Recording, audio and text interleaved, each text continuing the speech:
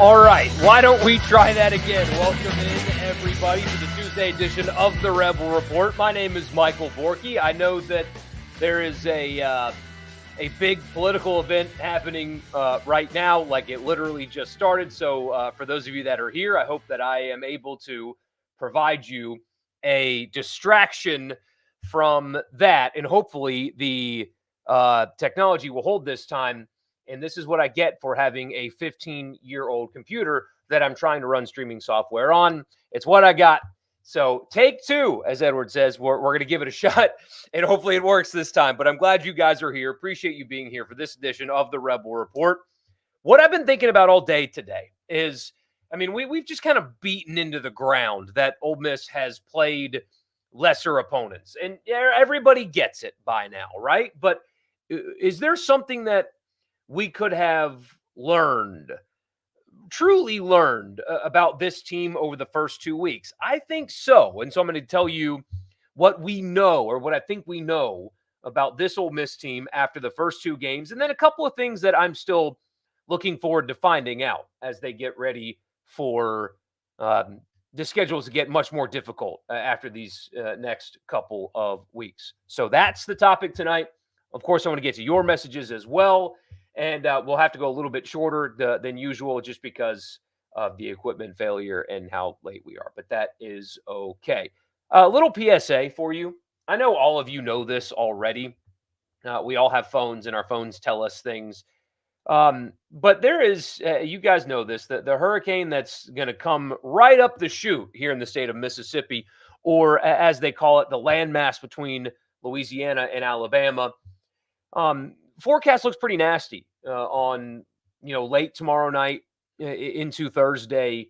I mean, my power company has given me about a dozen different alerts about the possibility of power outages and how bad the weather is going to get.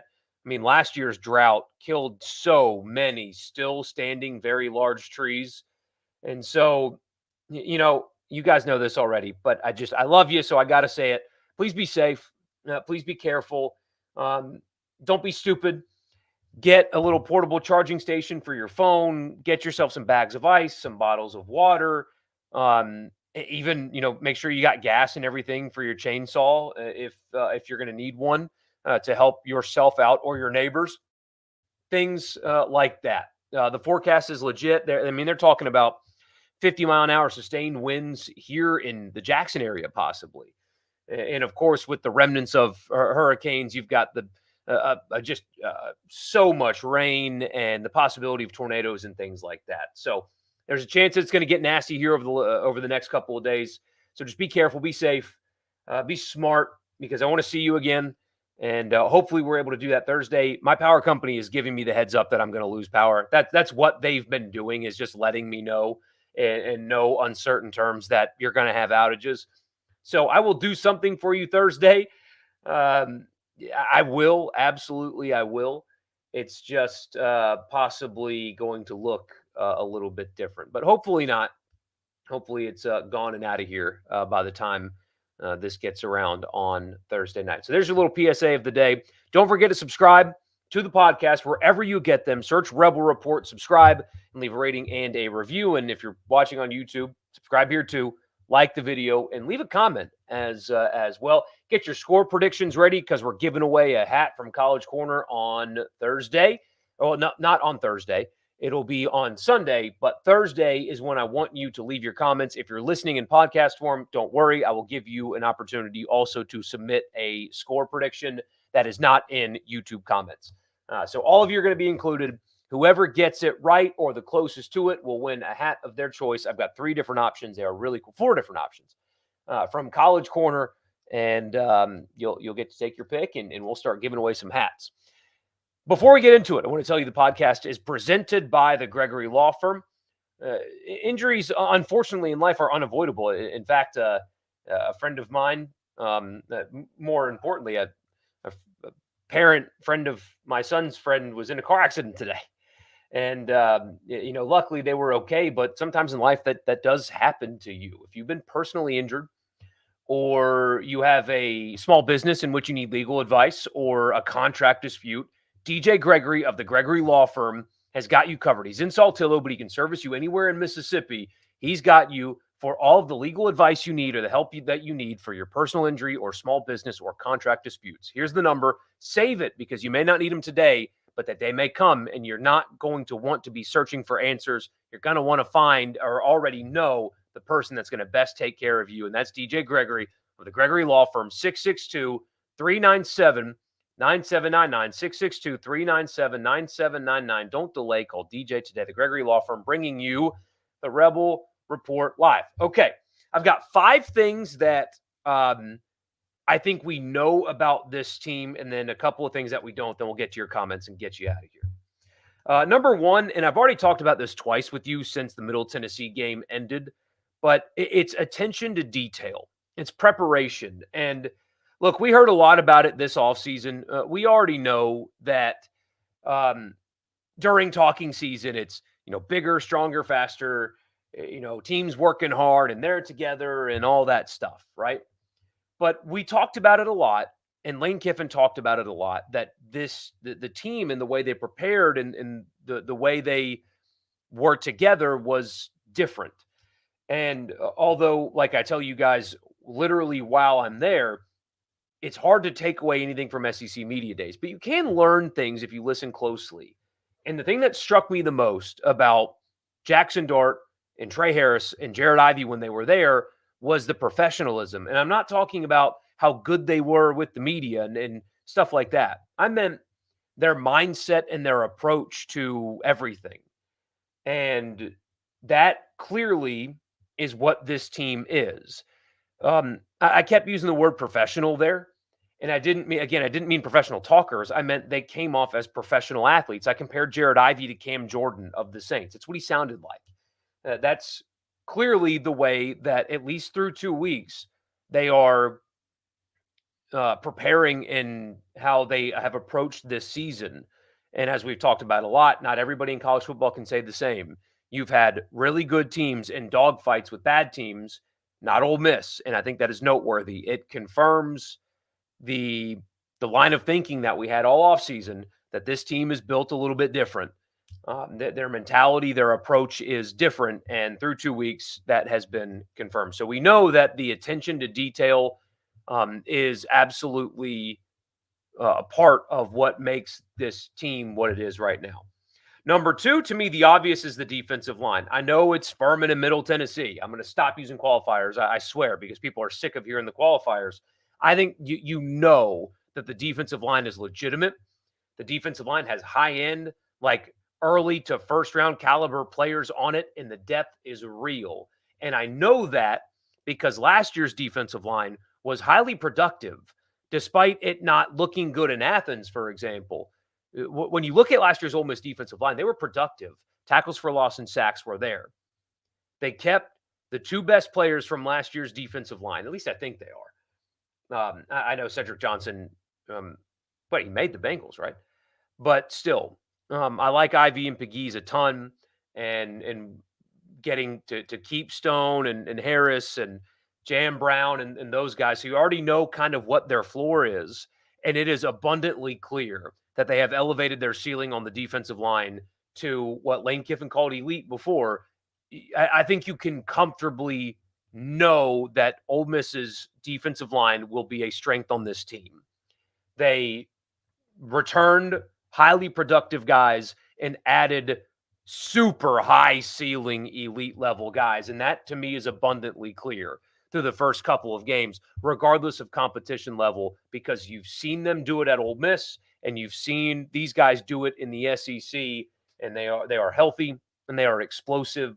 And the defensive line looks 3 deep and has elite level players on it at multiple spots.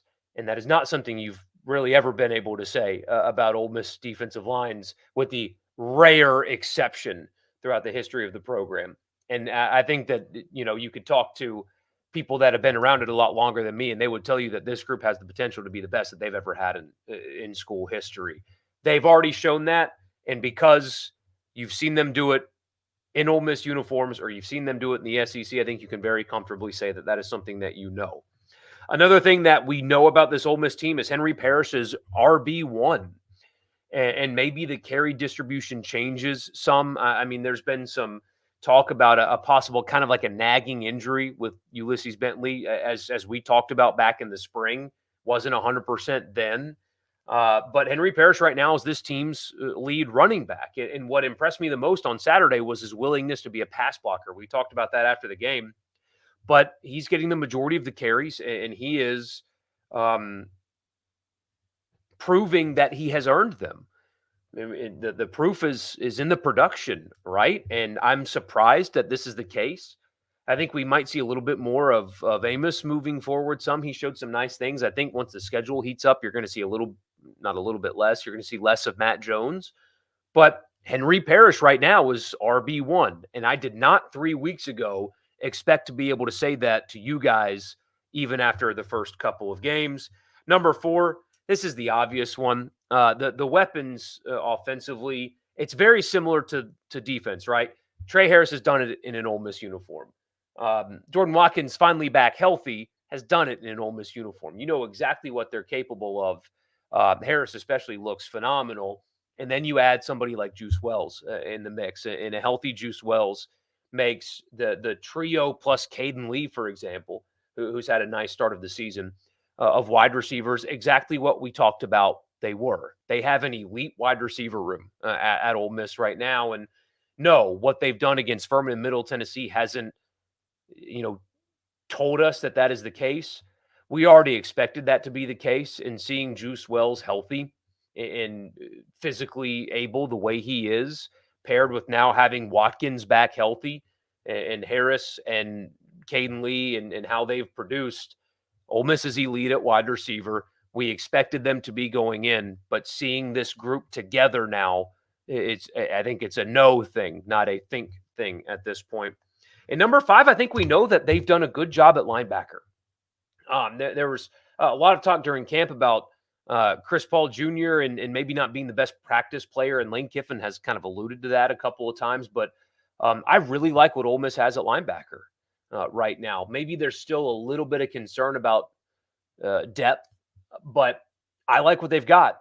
I mean, they are fast, they are physical, and again, maybe it's not the deepest position group, but I do think right now that what they've got at linebacker, especially with Paul's experience at Arkansas, I think right now you've got a pretty solid to really good 1-2 punch there at linebacker.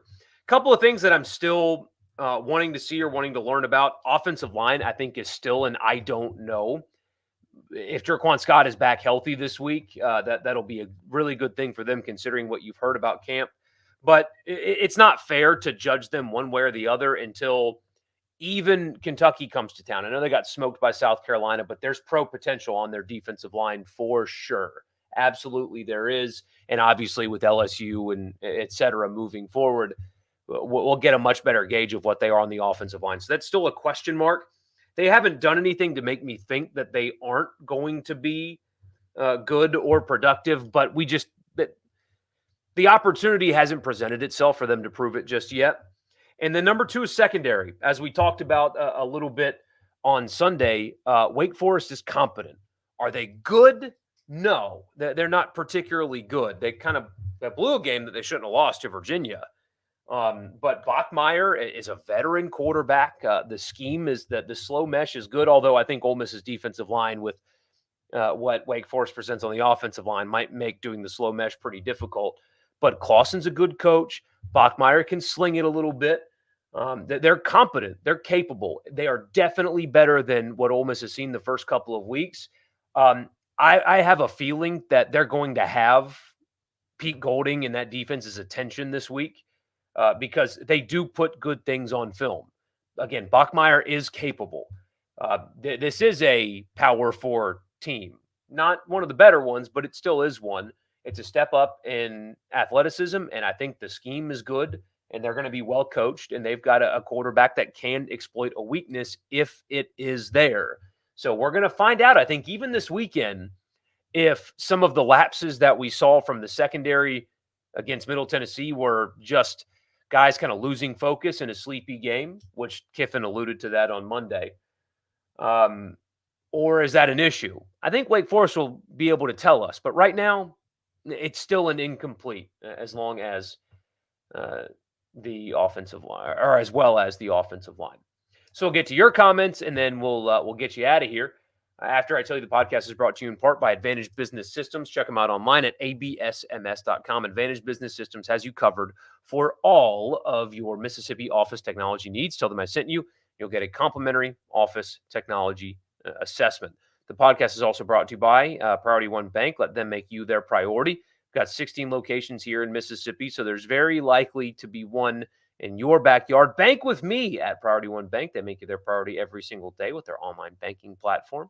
It's a one-stop shop. All you need is an internet connection, and you can do whatever it is that you want to do with your money because Priority One Bank makes you their priority. All right, let's see. Yeah, take two. I know. I'm just glad I pulled the plug when I did because that just would have been a disaster. So far, Ole Miss has 79 rushes and 76 passing yards in the first 2 weeks. Tell Brandon that. What we should know about Ole Miss so far is that they've done their job, and then some people mention the secondary, but I'm not taking much away from that either.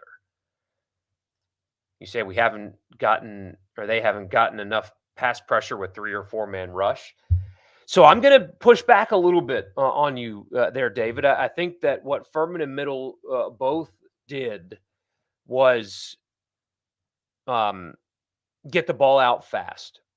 I think that they really understand that they were mismatched, and they got the ball out very quickly. And as a result, it doesn't look like they're getting enough pressure. But when you're, literally 1 second from snap to ball out, I mean, unless the offensive line blows an assignment, just getting in the way at that point is enough to keep a defensive lineman off the quarterback. I think that they have shown that they are more than capable there. I mean, especially later in these games, they're not blitzing or stunting really at all. But I don't think that pass rush is something that you should be concerned about at all. Teams are going to try to guard against that by getting the ball out fast. I wouldn't be surprised if Wake Forest tried to get the ball out fast because I know the slow mesh is their thing, but trying to get your quarterback to sit in the pocket for long developing routes is going to lose against this Ole Miss team. Jackson Dart looks incredible. He does. Comfortable, confident, well prepared. I mean, has he made a mistake throw yet? I know it's Furman and Middle, but still, has he thrown one ball where you thought, that wasn't a good idea? Just operating the offense.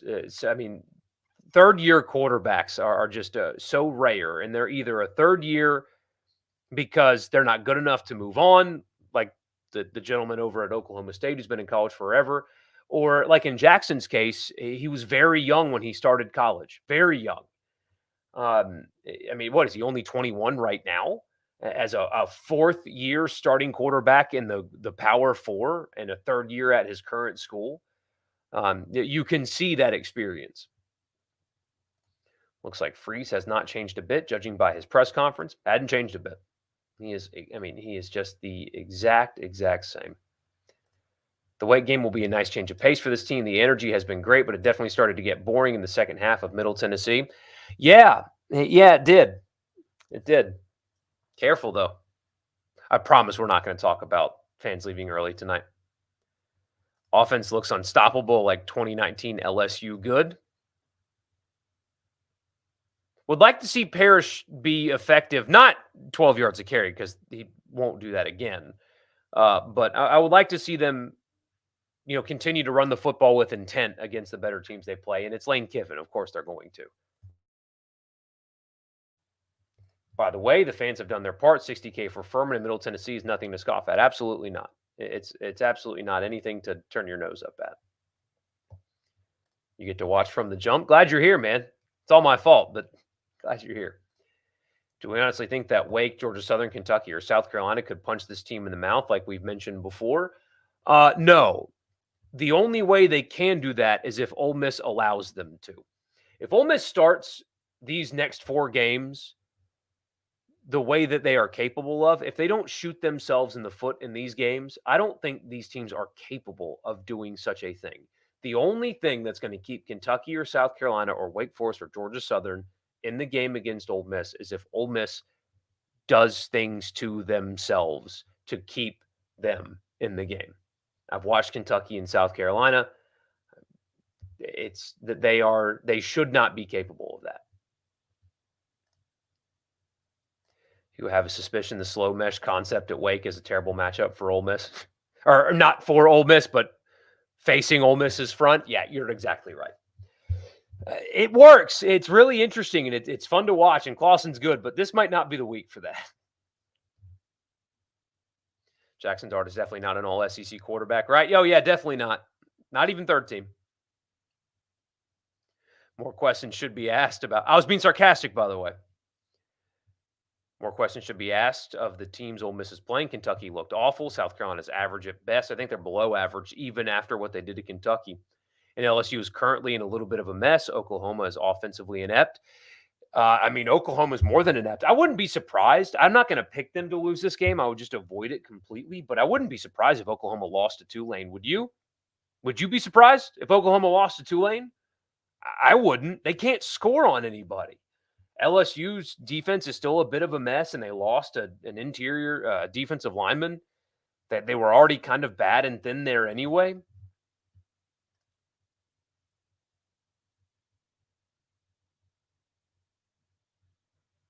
LSU has lost one of their running backs and top D-line for the season. Yep, absolutely.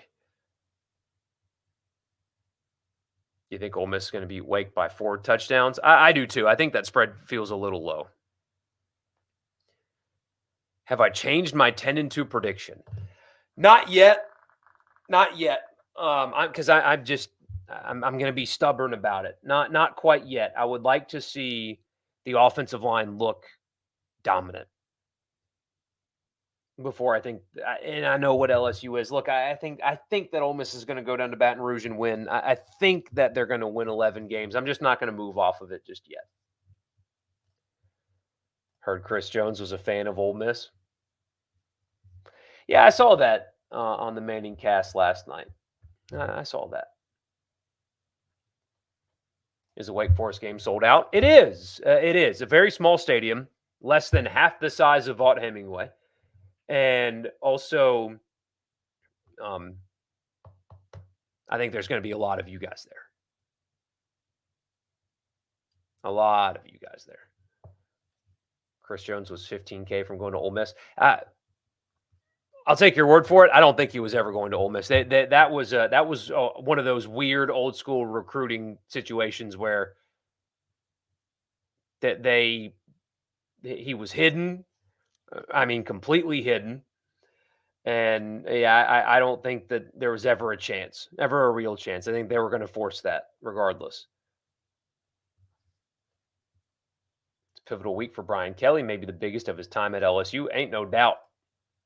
Absolutely. Tennessee's going to dog walk Oklahoma and then some. Tennessee's really good. I think the SEC might get 5 playoff teams. I really do, because the Big 12 is going to eat itself, and they're not in the same way that the SEC does. There's a real chance that the ACC is a 1-bid league, and there's a real chance that the Big 10 is a 1 or 2-bid league. Do you think Michigan's running the table? No, probably not. I mean, you're down to Penn State and Ohio State at this point. That South Carolina defensive lineman's going to get paid this offseason. Yeah, he's a 7-figure-a-year player. He's a 7-figure-a-year player. For sure.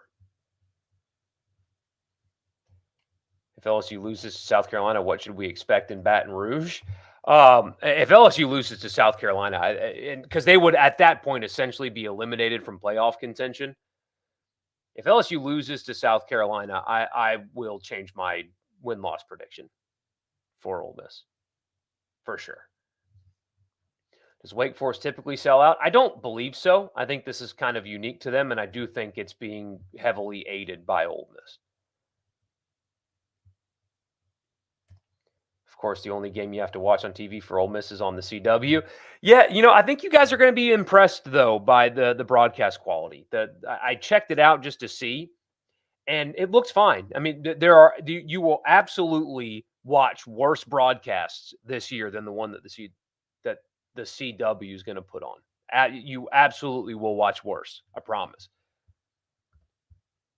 Key Lawrence is playing his first game with Ole Miss this weekend, hoping he is as advertised. Secondary looked meh against Middle Tennessee. I'm excited to see him play. I am. Could the SEC get 6 playoff teams? A lot of those top teams don't play each other or only just one other. Yeah, I mean, they could. I think I'm going to stick with 5, but absolutely it could. But what they would need is help. Like you can't have the Big 12 be a 3-bid league like somebody at CBS said that they were going to be. I don't buy that, but you can't have that happen. Notre Dame's basically out. They're not running the table. Their second loss, they're done, with Northern Illinois being one of them. Again, so if the ACC is a 1-bid league, if the Big 12, we'll call it a 2-bid league. Why not? So there's 3. The Big 10 gets 2, so that's 5. The group of 5 gets 1, that's 6. The other 6 could be SEC teams. Absolutely. Like you can easily walk yourself into that, or talk yourself into that, I should say. Big 10 can only get 2. I would bet on 2 right now. If you set the over-under at 2.5, I would take the under. Also incredibly interested in Arkansas and Auburn. The next few weeks, Auburn is awful, and you hope it spirals. Yeah, they looked bad. And I don't think just a quarterback change is going to fix anything there either. Arkansas is interesting to me because they clearly have improved. Right? Like, there's no doubt about that. I watched the entire Oklahoma State game. They're an improved football team. They are better than they were a year ago. I still think Green is going to turn the football over a ton. He had a lot of turnover-worthy plays that were not turnovers in that game. But he's really athletic, and Petrino was able to get him out of the pocket on the run. Easy, like one-read passes. But I think that they're limited on the line of scrimmage. I think that their ceiling is quite low, but they are not a pushover.